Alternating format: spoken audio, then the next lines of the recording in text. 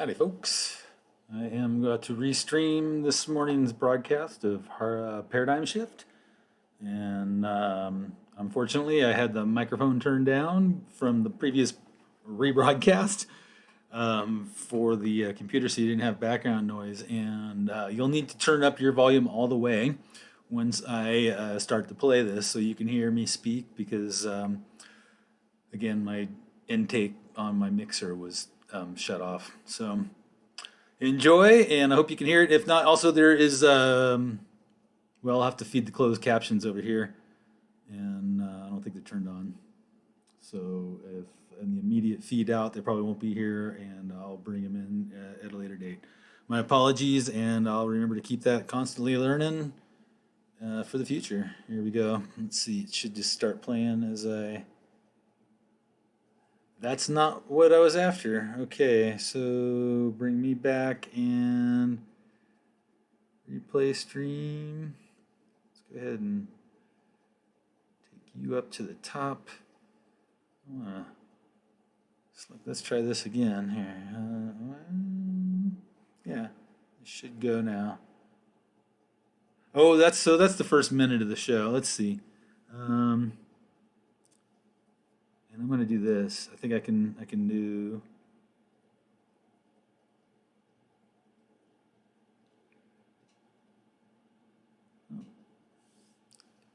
It's playing. And thanks for watching. Oh, here, I know what I got to do. Let's see. Forgot about this part. Or it would be tiny as well. Oh, here we go. And let's see.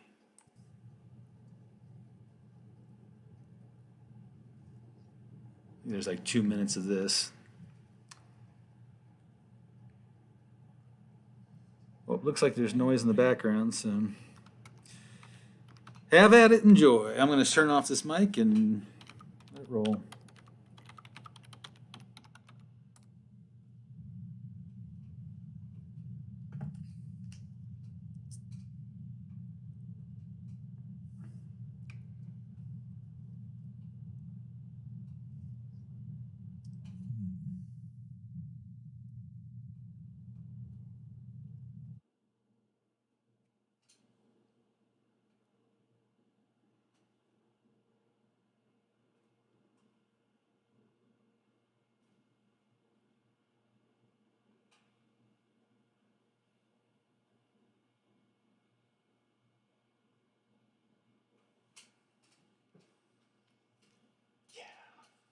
Studio mode. That's right, baby. What's up, guys?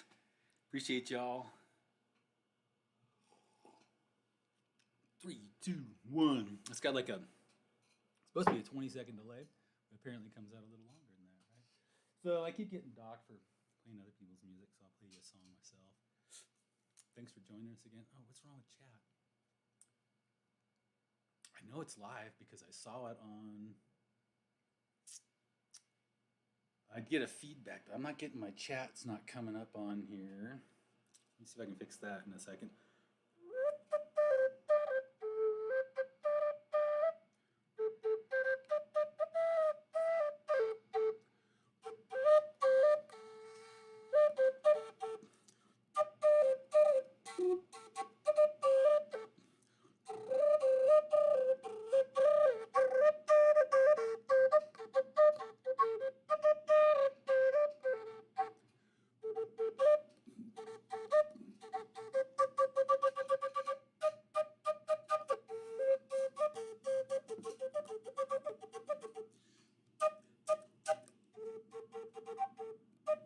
All right, I'm going to do a little bit of, see if I can't find my chat. I don't know why that's not, everything else seems to be going. So I'm going to, if we get a little reverberation, it's going to be because of popping the chat out. Let's see, I'm going to go like over here.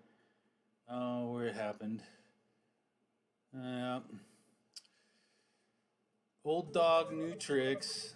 It's just playing the music there as it goes. Let's see, so I'm going to turn the music sound off, and then I'm going to go I'm gonna pop out a chat. Let's see, how do I do that? I need to go up and down, pop out chat. All right, and then, so I got that stopped. I got a chat popped out, and I'm bringing up my studio again. And good morning, everybody. Cool. Looks like I got a few folks in the house, and we're gonna pick up where we were last week, more or less. I think I realized middle a couple days ago, or right after that last show, that I kind of like led. It was like a bunch of beginner skiers came up, said, "Hey, can you show us how to get to this run?" And I led you up to the edge of the cliff and dropped in without. Excellent. The closed caption is going on automatically now. Yep, I appreciate that. Let me know. I've been going in and turning them on afterwards. I know some people like to listen to me while they drive, and I'm sure there's people who have hearing issues who would like to read what I'm saying, and I have a thick accent at times and things like that. So let's see if I can't turn that on the studio mode as well. So yeah, like I was saying there, it was like I'm a super advanced pro skier, and a bunch of novices came up and said, "Hey, how do I get to here?" And I pointed you the way, and then dropped in and left you hanging on the edge of the cliff without knowing the way through there. The flute is a spirit flute. I've had that for 20 something years, and I bought it at a local Native American shop here in town. I don't recall the name of it. It was reiterated a couple of times and closed, but it has a real pipestone eagle's head on there, and it's all hand painted and stuff, and it's a split cedar construction. Somebody was asking in chat about my flute.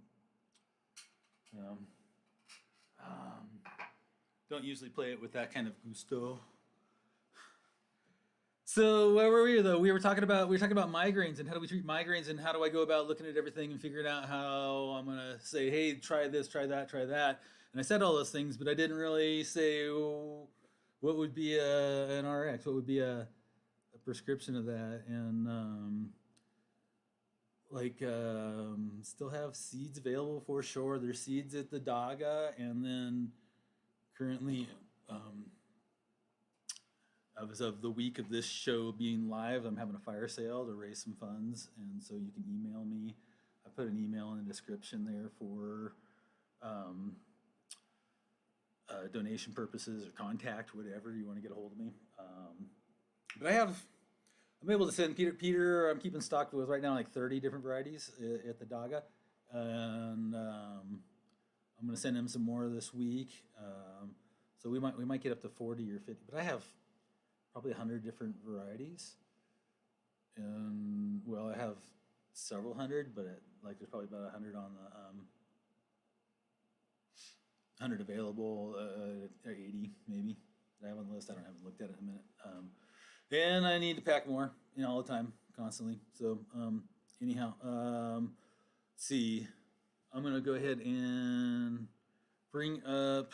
So I won't be able to see myself, but neither will you. We're going to look at, where am I going? Web browser. That's the one. All right. I'm going to transition. This is funny because I'm actually in the background there. Oh, right. What did I do? Boom. All right.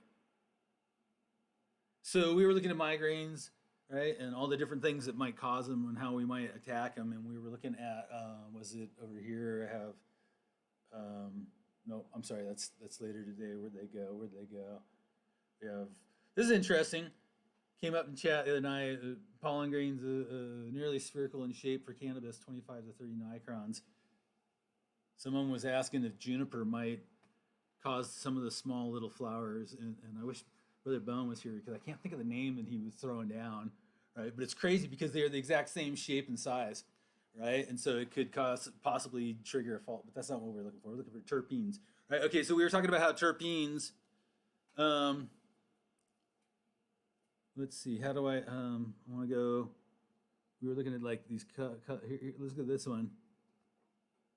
It talks about different kinds of plants. We can go through and see these different charts, right? And we can learn stuff by studying these charts, whatever. But we can also ask questions of which terpene, right? Let's see. I'm just touching on some bringing up some different charts here. Things I didn't mention is stuff like how we can mix up CBD with THC, right? And what kind of things would I do for a migraine, right? You want to kind of sedate yourself and just relax and go to sleep, right? It's sometimes. This is talking about cancer, it looks like. But we can use what we're seeing here. Like, gosh, what was it said, was it limonene that caused the anti-inflammatory and whatever it was. The main thing I wanted, so it was CBD. I was talking about levers and fulcrums, right? You can use CBD to counter the effects of THC when you have too much THC. So you've got something you want to deal with this migraine and just leaving the terpene out of it. We're talking about you can go one THC delta 9, 2 CBDs, and 1 THCA. Okay, and then if you want to stay awake and energetic, you can put some THCV into it, right? So depending on what it is, but like some cancers require a whole bunch more CBD to THC, so you can take a lot more THC to deal with it. There's and I really wish I went back and I had some notes on this because I had a train of thought and I've completely forgotten what it was exactly where I was going with.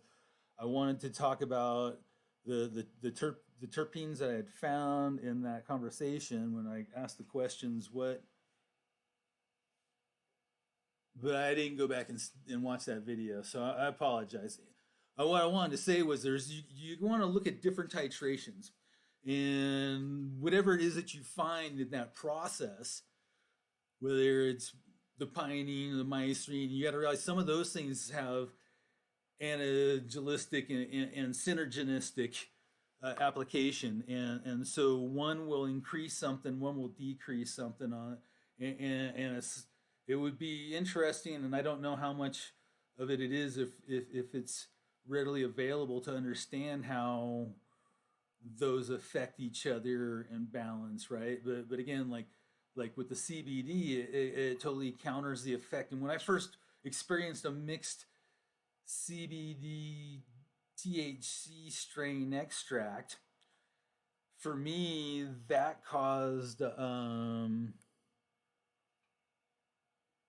that caused me to think about how, and I don't know if this is the best analogy, but I thought the Roman orgy, not sexual orgy, but the feast of food, where they would gouge themselves with massive amounts of great food, and then they'd make themselves throw up, right? And it was my first estimate of that was like, well, I consume way more THC, and I can purge by consuming the CBD because it balanced it out, right? And it caused it so it wasn't like overwhelming, heart racing, or whatever it is.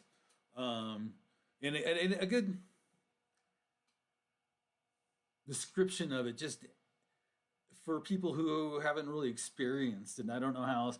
Like I had a patient who had severe back pain, and he came in one day just gray in the face, sweating, just like, dude, I need help bad. And I just gave him a big bat of a really high THC polyhybrid that killed his pain. You could watch him just melt away, but it caused him just like crazy anxiety, and he had to lay down and was just like freaking out, just like, dude, And then whenever I found another plant that I had suspected had a high CBD content in it, and I just put a couple of leaves of that into a bowl and had him puff that once, and he just went straight into laughing. Boom. So the chemistry of these things has, you got to find where you're at, right? And I wish this chat here wasn't all messed up. What we're gonna do, and I brought a couple of these other ones up already. And I said, there is, as we move forward in the world, whatever it is, that we start realizing we've seen it already, that and we have strains named after Charlotte, for instance, because um, there was a child that received great relief from the CBD, and the strain was bred to fit her needs more or less, right? Um, and so we've got. I kind of want to. I'm all of a sudden I'm seeing all sorts of charts off on the side. I'm like, what is all this stuff? Um, what is this stuff? Let me do this. Transition to there, and then I'm going to go. What is that? That is totally not what we were looking at. That's the funniest thing. How does it become that? I don't know. But anyhow, that's not what we were looking at. We were looking at. So a fellow approaches me and says, "Man, I heard you talking about how you could help your friend with MS." All right. And so is it Montel Williams, who has started a company because he was using black ash oil or FICO or Rick Simpson oil or however you want to call it, right, for his MS and helping himself out. And at the time, that was kind of like hot news. And so, people mentioned last week too. Go into forums. Go into forums on Facebook. Go into forums on whatever social media you're in, and there's going to be groups and there's going to be hive mind that can help you find it through analgesic until we have this stuff figured out. You can find what formulations you want to put together to try and test is a whole nother way to figure it. But you want to build titrations, right? And you don't always need a whole lot. I'm going to go back to and I want to do actually. So I'm going to me, but so you can't see. You can kind of see how light that is. This is a coconut oil cream, but I want to see if I can't put it in. I have a no filter cam. I might have to deactivate. Activate. Okay, transition. Here we go.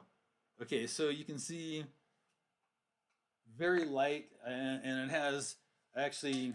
What do I put in here? Um, that's lavender flower, right? So I use a little bit of lavender for calming as well.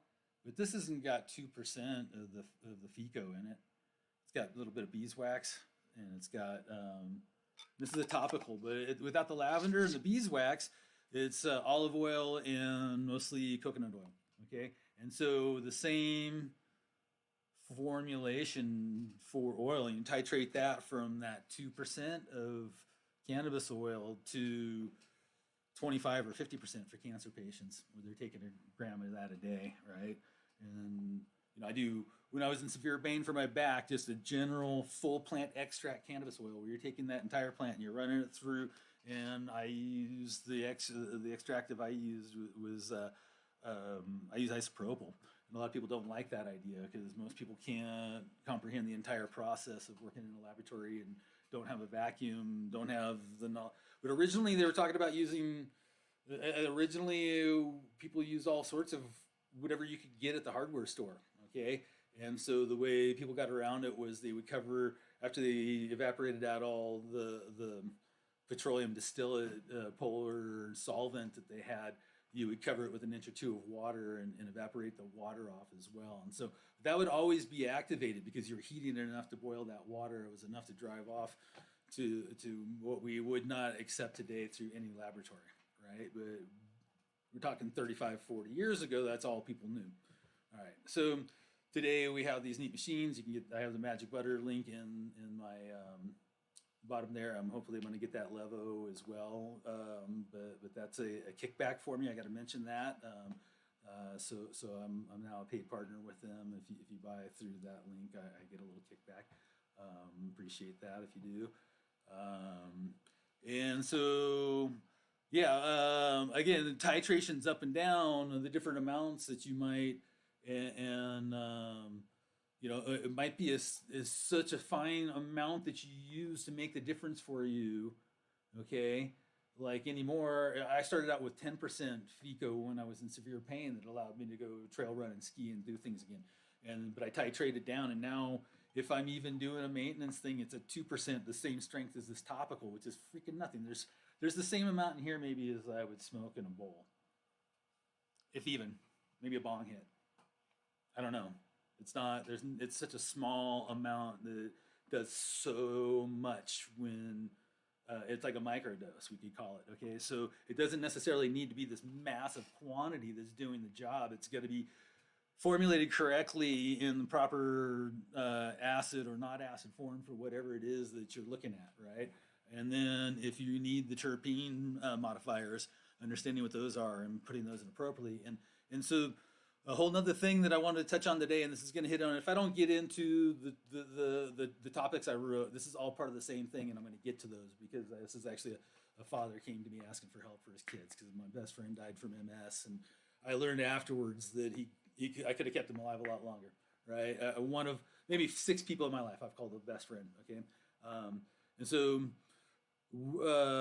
these different titrations, you figure out exactly, and this is where if we're dealing with kids, it's a little bit tougher, but you start on the smallest end. And I've got another good friend here in town whose daughter has special needs, and they put her on CBD. She was one of the first people in Utah to get licensed to be able to use CBD through the state, through Compassion State, before we had any other medical here.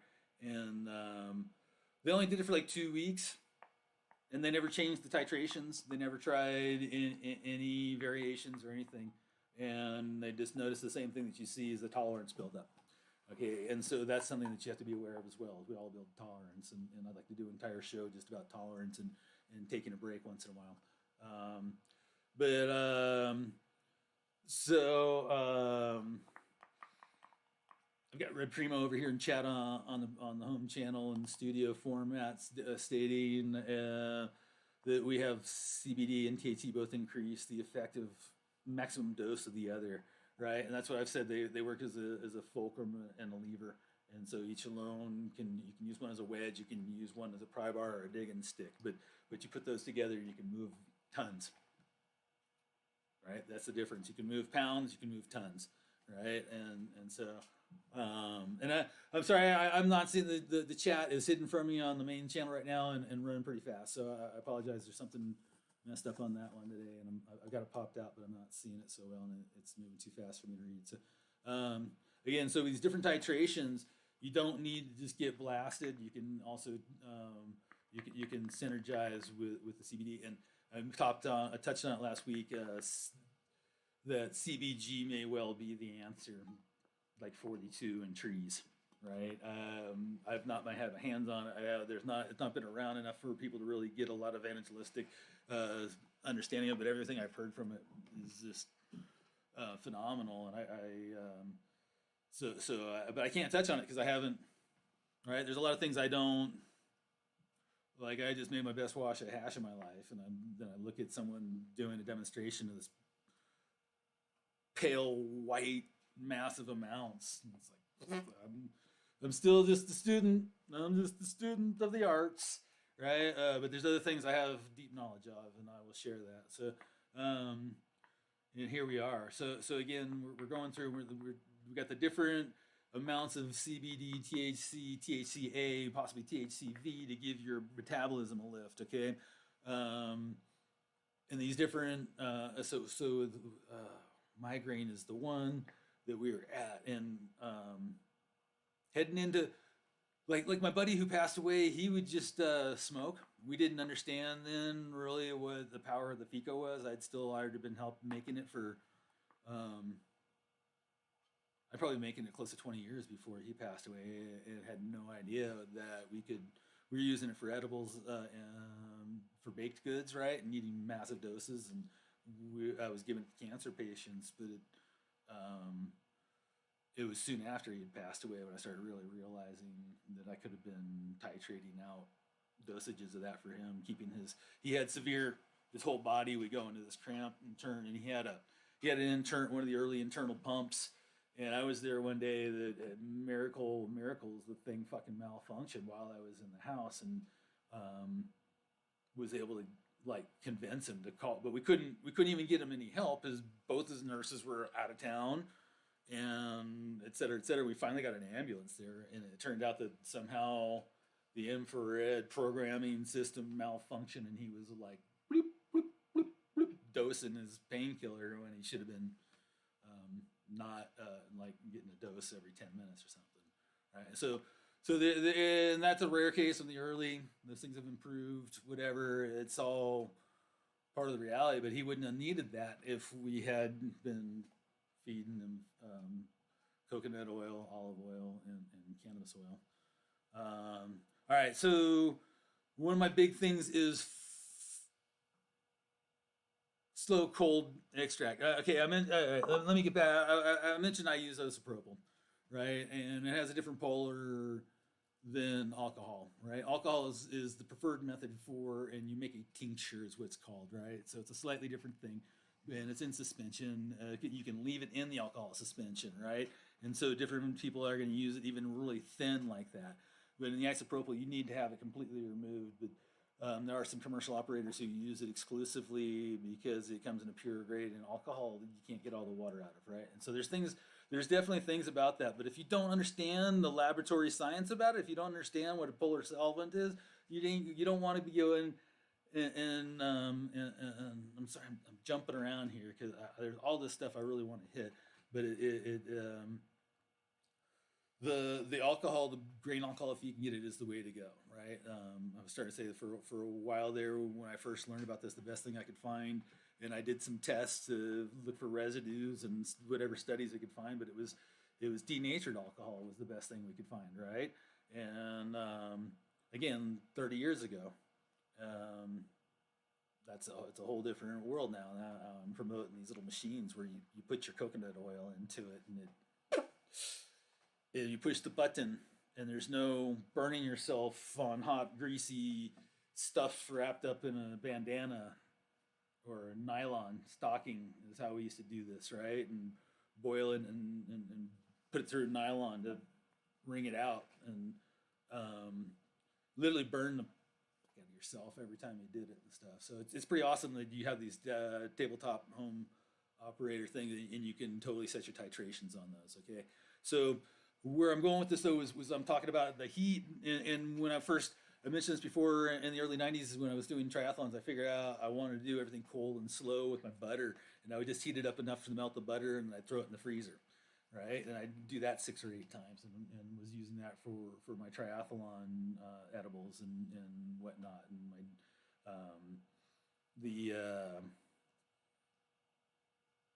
fast forward, and I started learning a whole lot more about these medicines, and I started realizing that all of the contents of this plant, all these terpenes, and they volatilize at room temperature even, much less at 200 degrees when you're boiling it off alcohol, right? Or whatever other thing you use to extract it with. And so doing it slowly at lower temperatures at 100 degrees, 110 tops, right? You're maintaining the actual cellular viability of like chlorophyll, right? Or molecular viability of the chlorophyll, right? And so like it's literally just like it's a carbon or an oxygen. It's almost the same thing as our blood, our red blood cells, okay? And it's a super antioxidant healing thing in itself, right? So if you can keep that intact, along with getting some purples in there and the anthocyanins, okay, and you can keep that intact, right? And it doesn't matter what your ailment is. That's going to make you healthier, even if you're not even ailing on anything. If you can get those things into your system, whether it's vegetables or whatnot. And I just had an amazing thing. You know, we were talking the other night with Peter, and we were discussing seed stocks, and he was having a hard time with this barley. And I was given 13 seeds of Ethiopian barley, and I grew it out in large amounts, and I'd pass it out and stuff for a while. But I now have all the stock I had in the jars was not sprouting, and this stuff is like, someone's like, so you got something to grow grain from a dry sandhill? And like, pretty much. But I thought I lost my stewardship of it. Nothing in the jar is growing, but I have a bunch of the display that I had for an art display that I wanted to draw, and hopefully. But the whole other thing is juicing that stuff when it's raw. Okay, so your barley grass, right? Your wheatgrass, and the same thing with. But you need an extruder juicer, a regular old juicer. If you're going to use it, and that's all you have. You don't have a really nice high-end juicer. They're expensive. You got to chop that stuff up because the fiber will destroy your machine really quick. Okay, but juiced leaf. Just And if you can do it with the whole flower, it's a whole nother thing. I've never been able to pull that one off myself. I know people who do that. Shout out to friends over the pond. And there's but getting that live essence, the essence of the living plant. Okay. Again, doesn't matter what your ailment is. If you can consume the whole living plant from your garden, right?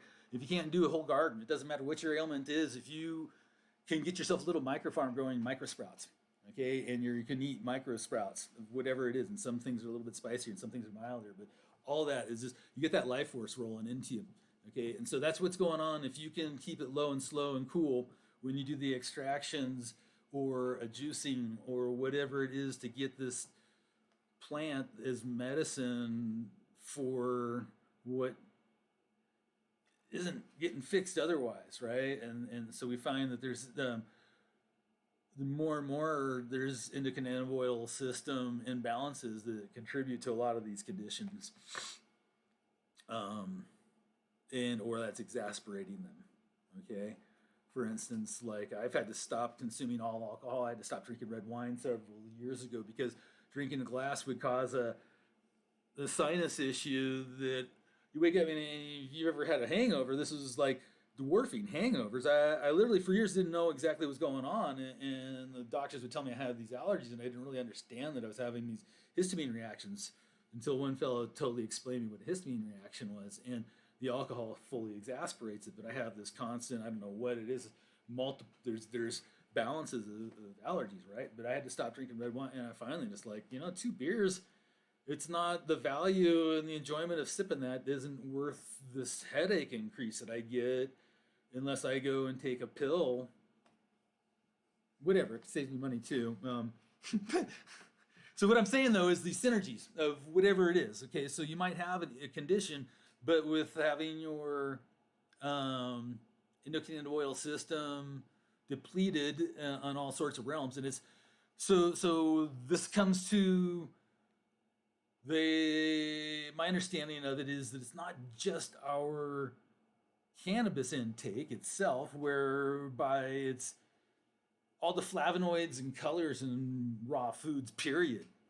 Okay, and so cannabis is like it got a huge. There's actually the receptors that fit in the brain and everything, right? There's that stuff for THC and CBD and all this stuff, but there's all these other terpenes and flavonoids and colors.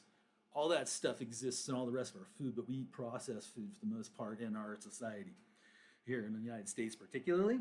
And I don't know about other cultures around the world how much. There's a lot of places that eat very, very well because that's just like that's their system. But our system is processed in supermarkets, canned food since the World War II, right? They're starting to get better and better meals, right? It's hard for me to understand, but there's these economy of scales that sometimes it's a lot cheaper and a lot less energy for me to buy a packet of high grade organic soup for $2 a meal from Costco than to try and cook it myself, right? And there's these balances of all that stuff, and that comes right back to creating this medicine. You might have to go to get it from dispensary. You might have to, like I first treated a cancer patient, and thank God this isn't how it is anymore. I had to get off a freaking bus in downtown Los Angeles and buy from street dealers who are connected to cartel to buy press weed. Okay, and so again, thank God that that's not how this is done anymore. You can reach out through all sorts of channels. Again, there's also shysters, right? If you're truly in need, you should never have to spend, you should never go out of pocket for it. There's always good, clean, organic material somebody has somewhere in your local area, right? Et cetera. I'm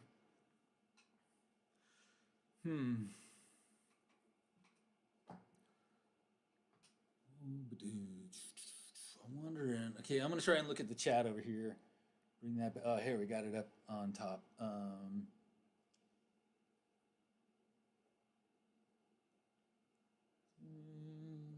So there was a fella I know from the local chocolate shop when I decided it was better for me to hang out in the chocolate shop than going to a therapist. Um, oh, someone blocked that one. There's the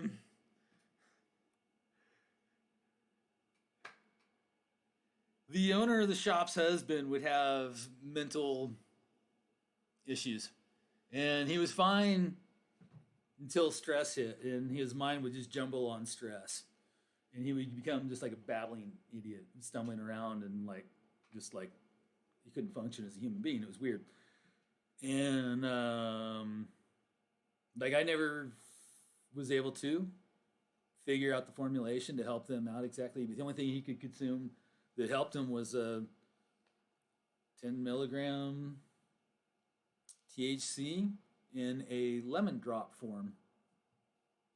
He couldn't do it any other way for whatever reason. It's bizarre because like she owned a chocolate. They lived in a chocolate shop basically, and it's like it'd be a lot easier if I could just make you chocolates. um, but yeah, so that's literally, and he became a highly functioning like dude running the show again, right? With just one of these little things, and one was good for a week. Literally, that's all. Small. Some people's microdose works that way, right? Okay. I'm gonna go back over here and bring us back up to looking at MS, and so I want to look at that too. I'm gonna move you. What can I move you and you can still be accessible? All right, I can put you there, so I can bring you up easy. Oh, you're always up like that. Okay. I'm learning. I'm learning. So studies of the use of cannabis in multiple sclerosis symptoms tell us this. Cannabis extract taken in capsule form can help relieve muscle stiffness, spasticity, and spasms. The extracts may reduce pain. A mouth spray form possibly reduces spasticity, pain, bladder urgency, but the use of cannabis to treat MS symptoms is complicated. Again, so we would go through the same process and figuring out there's different stages of MS, right? I remember growing up and going to the Catholic church I went to. There was a young lady who ran the youth group, and she was in and out of a wheelchair. I remember going hiking with her, and I remember being in a wheelchair and being back up and singing in choir, right? So you goes through stages. You can get worse, you can get better, and it's usually some sort of complication that ends up, and that's what my buddy surmised, to some obscure complication that might not have synergistically been so bad had he not been dealing with these muscle cramps that cause his body to turn and spin and not feel his feet and tear them open by all sorts of. It's not something anybody you want to. He literally went blind climbing a tree one day. We climbed trees together and had to rappel out of the tree blind. So that's the main thing with it. But again, without knowing the whole thing, so we have the anti-inflammatory. So we're looking at the balance of the CBD versus the THC. Then, like I was saying, you might have nutritional issues. Yeah, I know he was wasting away pretty bad. So you can increase appetite with cannabis as well, but not all cannabis does. And so, if I'm not mistaken, there's definitely some strains that cause munchies more than others, and I have no idea. I don't know what this is. I don't know how to close it. And so there's these things that balance. Oh, and that's one of the things I was coming. Golly, I don't know what these are coming from. Okay, these are people talking about their stories. All right. The balance. So one thing that might, with the migraine, that's why I was sticking back there. One thing that might help the blood flow to the head type stuff stabilize may also at the same time cause cotton mouth. Okay, and so something, and that's a terpene, right? For me, limonene causes like severe cotton mouth. So, but it also increases my awareness when I have too much mycrine for the pain. Okay, and so you're looking at those balances, and I don't know if we can go back on where those terpenes were. Um, Primary terpenes, um, and what was I asking stuff like effects of common terpene cannabis.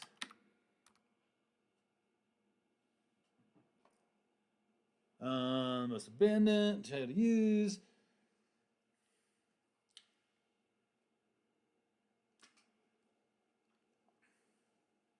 It didn't give me the answer I was looking for. Sorry. Anyhow, let's go back and again. So, Annie's. I was really trying to get away from this pop-ups.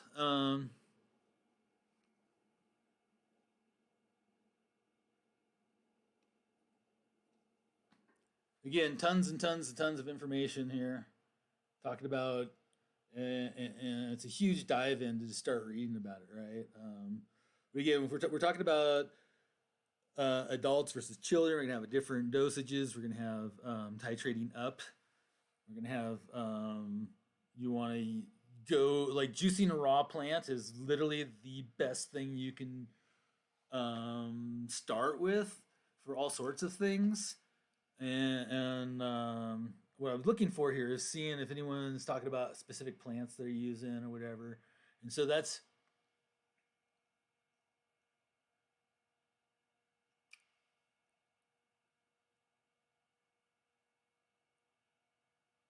I'm not really seeing any other flat out like we saw where I was able to bounce around with terpene and stuff on. What is this here?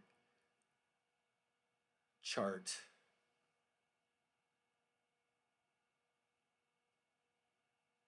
I think this year, okay, give it a second for some. I can't read it yet either.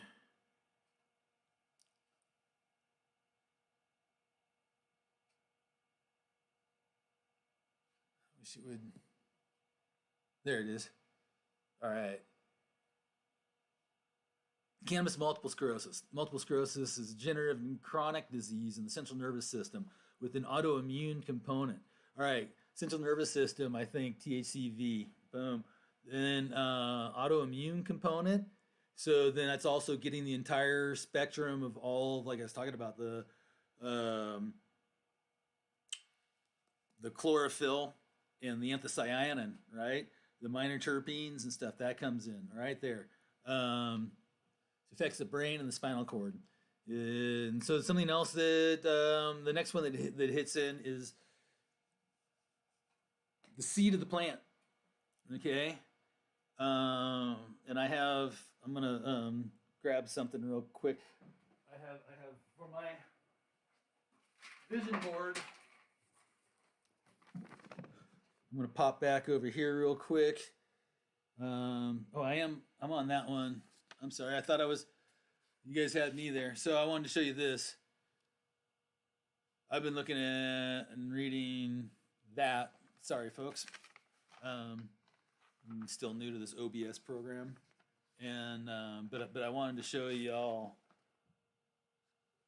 So literally, this is what I have on my vision board on my refrigerator next to my pictures of my daughter, and it is a seed press. It's a small 10-ton, 15-ton seed press, right? But my vision is to mount these on trucks and drive around wherever there's hemp seed or whoever has seed and clean it and run it through these machines and separate out the cake but the protein in seed, right? If you can get seed that's fresh, the oil in there as well, you get the hemp seed oil, and that's like a perfect food.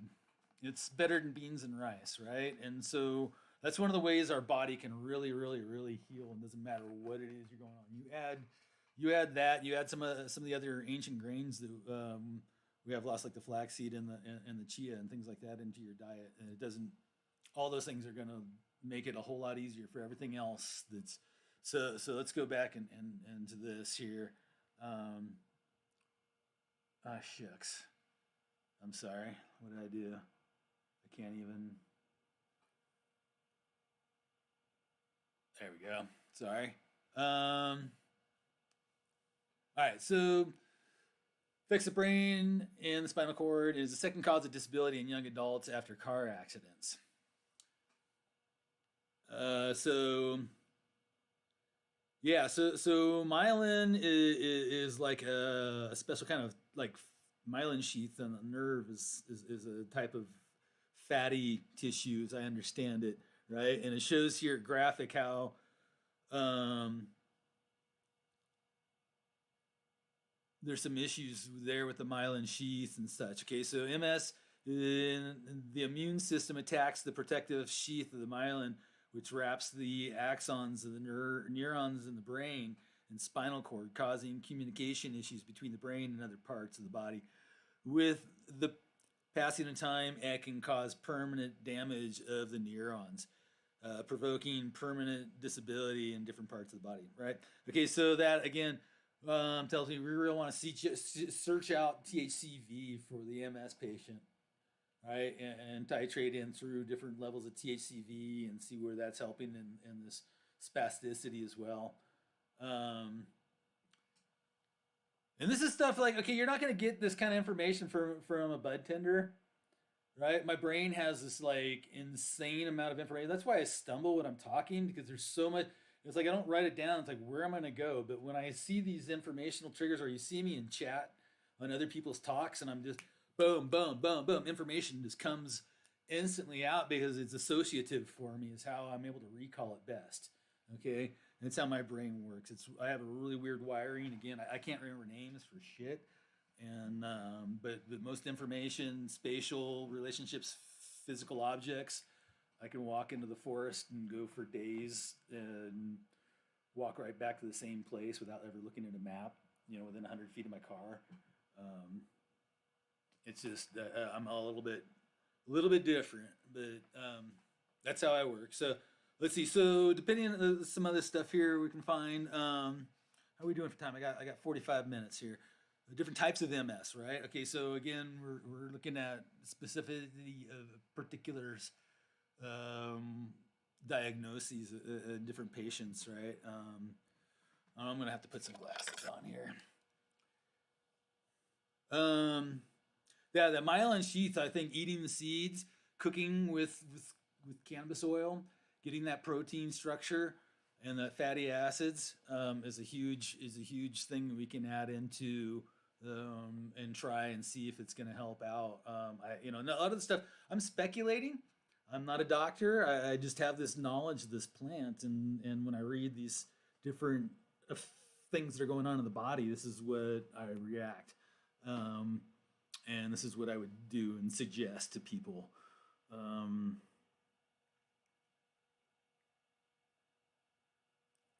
So there's more in the northern hemisphere and less in the southern hemisphere. That tells me it has a lot to do with our food, right? That processed food, again, not getting that full diet, that full, the secondary triggers, right? A lot of times there's a late life onslaught. My buddy was 30 something when it set in on him. Okay. Different types of MS depending on the course of the disease, relapse, remitting, or chronic primary and secondary.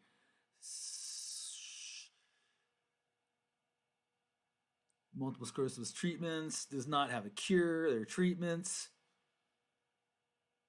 Help recover from relapses, control the symptoms, and change the evolution of the disease, right? And so again, if we find that THCV is helping with that myelin sheath. I know it helps with other people. There's other neuron issues that people point to that for quite a bit. I know it's had some amazing help for people. A friend, I don't know if I'd call her a patient. She lives in a correspondent and someone who's used some of my seeds to had THCV in it, and she was able to use it to bake brownies. And without that in the brownies, being a severe diabetic, she never could have. But she said with THCV was able to reduce her insulin and other drug usage, right? But that's for diabetic and changing their metabolism. Okay, and so think about that again for cystic fibrosis when we get there. It's probably not going to be today. We might take a quick look at it, but I want to go. This is a good one to go through here.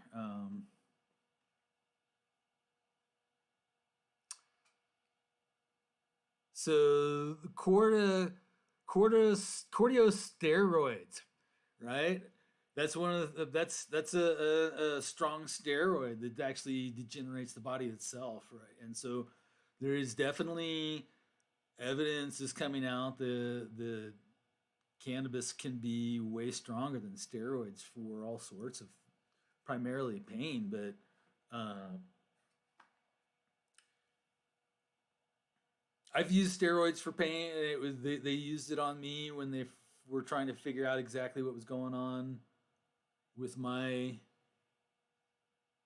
severe extreme pain. It was like a synergistically increased pain issue from all of my spinal issues and pinched nerves and things like that.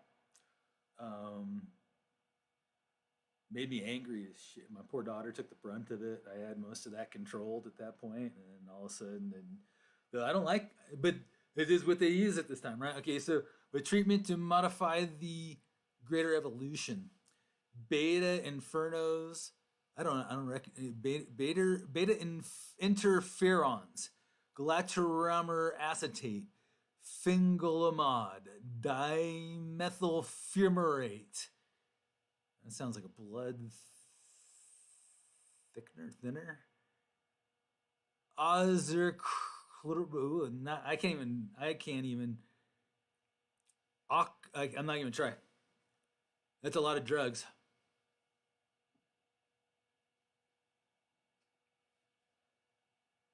Evidence shows alterations in different parts of the endocannabinoidal system in MS patients and its animal models. Okay, so this is newer information because, again, the endocannabinoidal system was first identified in about 1992. We've developed more and more information on that since then. But some of the first stuff they started understanding is how the brain receptors and the THC molecule kind of seem like, hey, those kind of look like they fit. Um, so anandamide was increased in cerebrospinal fluid and plasma of MS patients in remission. Cannabinoid CB1R and CB2R receptors and FAA enzyme of endocannabinoidal degradation were augmented in nervous system lesions of MS patients. Okay, were augmented in nervous system. Okay, so it shows that the endocannabinoidal system is affected by the MS, right? And so if it's depleted, it's probably more easily attacked if it does not have the chemistry in place that makes it a complete system. Okay, a decrease in the enzyme FAAH was found in the blood of patients with secondary progressive. Based on this data, medicinal treatment with cannabis could diminish the neuroinflammation of this disease and therefore the damage. Right, and like I said, they're not even considering the THCV here. They're just talking about CBD and THC delta 9. Okay, and THC A is a greater anti-inflammatory than the combination of CBD and THC 9, right? And so when you can combine all these together in titrated ratios and figure out where we're saying, and then we can bring in other stuff like the terpene profiles that can increase cognitive, and that was the pinene, right, and the pinene group and the limonene group, right, as opposed to the sedative groups, and those counterbalance each other too, right? So seeking out, and that's one of the things that when Brother Bone's talking about providence plants, right? And you're in a place where it's like we get to these positions where this stuff has been tested and it's been identified, and we say we know this is what this one is. That's where this stuff becomes important, okay? But until you have this thing identified and you have access to it, it could be anyone's ups, and people are lying as to what it is and things like that. So, oh wow, so there's a timeline of information there. symptomology improvement of MS patients in 1981, consuming recreative cannabis led to the first study of cannabis in MS. So in 81 was the first studies when people, just people saying, man, smoking makes me feel a lot better when I'm suffering from this. 2002, several controlled clinical trials were performed showing a limited evidence of cannabinoid effects, THC plus CBD, in one of MS symptoms, spasticity. And that's from Sajak et al. 2005. 2011, Sativic's approval, the first cannabis-based medicine, THC and CBD, in 1-to-1 ratio to be commercialized for spasticity in MS treatment. All right. Cannabinoids in animal models of MS. The administration of phytocannabinoids, endocannabinoids, and synthetic cannabinoids in animal models of MS improves the motor symptomology associated with the disease and its development. Chiro et al. 2018. Decrease of neuroinflammation. Cannabinoids have potent anti-inflammatory effects in MS. This is medicated, and this is mediated by the activation of CB2 receptors in immune and glial cells and in CB1R and CB2R of the blood-brain barrier cells. Increases of endogenous reparative mechanism in cannabinoids promote the regenerative of myelin. So it says even the cannabinoids promote the regeneration of myelin sheaths in the nerve fibers and protect the neuronal death. These effects are mediated by the activation of CB1 receptors in oligodendrocytes and neurons. Okay, so again, all the studies are being done on the CBD and THC, delta 9. They're not even talking about what I mentioned here with the V and the A, okay? And so there's way more potential than we've been able to study at this point for the MS patients. And again, I haven't even looked at this in several years. And so, thanks for bearing with me rolling through all that stuff. We are coming in towards the end of this one, and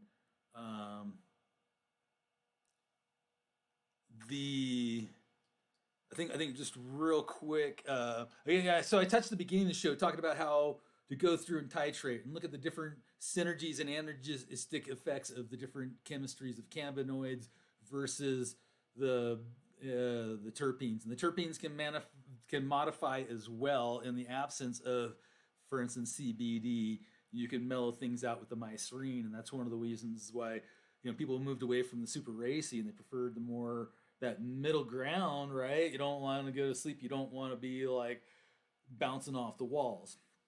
Whatever, those things we've bred out, the wide ends of those for the most part, and those can be where the medicine lies for certain people. I was showing last week how the fellow in Australia found relief and felt like he went back 20 years from where I bred back into a landrace, a polyhybrid modern standardized strain, and then let that go to open pollination. So I can't really identify exactly where that one is.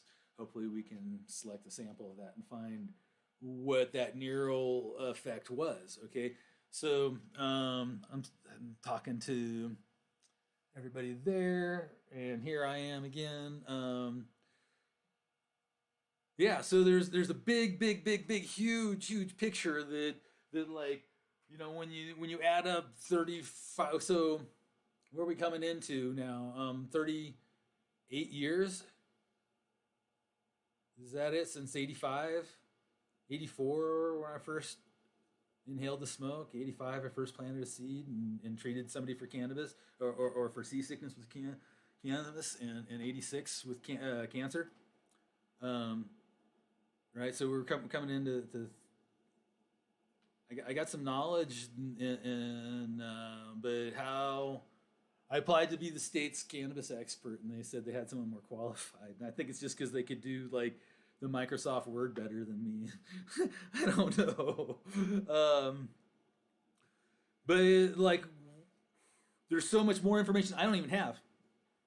right? And there's so much more being learned, right? And so hopefully I'm kind of like this middle ground for folks who are trying to reach out or coming out of where they're still or still is in prohibition, and I'm able to exercise my First Amendment right on several levels here, is federally recognized with the First Amendment and the back from an act of Congress that was passed in the year 2000 that says I'm sacred earth, sacred plant.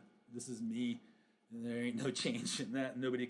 Is nobody gonna deny it either. I'm sincere as to who I am, and so I'm able to help you out, help yourself out, and that's our rights here in this country. And grateful that Peter Parisi was able to point me out to that, and I hope he's doing well. I need to contact him and see how he's doing. Yeah, let me see if I can bring the chat up over here. Appreciate you, everybody, on the home channel checking out the studio feed. And people wonder sometimes why I read the whole thing. I don't know if I mentioned this before, but it's definitely, we got people who are driving their car listening to this, who are trying to fit it in when they can, who are busy trying to provide for their families or whatever it is and heal their children or their parents or their husband or wife. We got people who, again, gratefully the closed captions come up. I'm happy to spend the time to figure out how to make that work and get them on. And it's kind of hard for me to sit down and type them all in, but I've had to do that a couple times. And but that's for the folks who have a hard time understanding what I'm saying. And I understand that happens, especially when I'm typing. And I'll go back in there and fix my typos. And I'm learning how I gotta probably just use a word processor and type my intro out and then pop it into the OBS studio, and then I'll have an initial feed with a proper there. And so let's see, let's do a little burn a little white sage today. We've got the abalone shell. When I was a kid, we were able to hunt these on the coast, and I had a dive knife, and I would go out spearfishing and abalone shell hunting, and some crazy experiences out in the Pacific Ocean. Whew.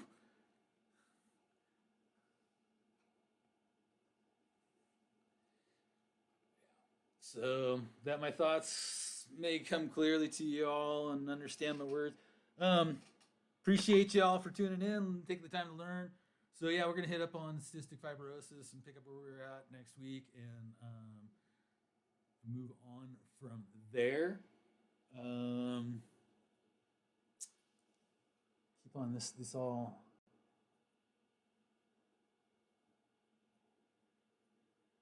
Just checking any important questions at the bottom here.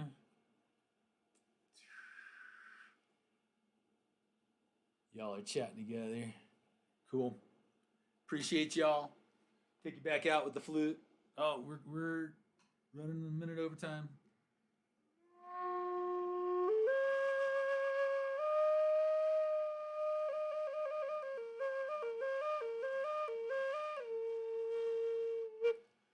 Yeah, I gotta pay attention with. I got like that delay on the feed, so I got.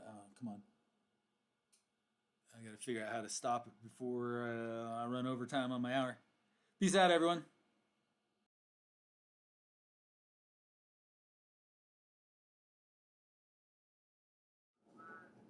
All right.